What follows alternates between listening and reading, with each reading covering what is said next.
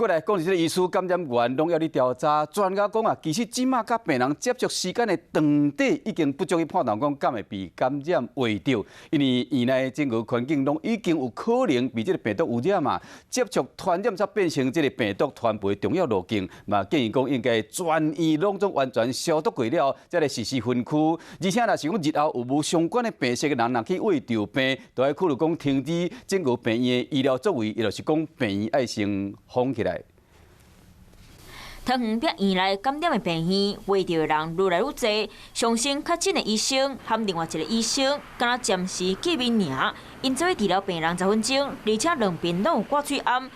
因到底是安怎围着的？有一个很大的压力，直接撑到你的口罩上的话，还是有一些飞沫会穿透你的口罩。另外就是在医院的环境里面，可能到处都有被病毒污染的危险性。要常常做手部的消毒，那注意自己的手都不要去摸自己的眼睛、鼻子、嘴巴。医生讲，喙烂嘛是有可能会透过喙暗内，病院内底细菌真多，手一定要洗好清气，莫莫搁吸到家己的鼻目喙。那要整个筛一遍，到底哪些地方是干净，哪些地方是安全的啊？来决定说你的红黄绿划分的到底正不正确。医院的人力呢，100%的分仓分流还是有困难的。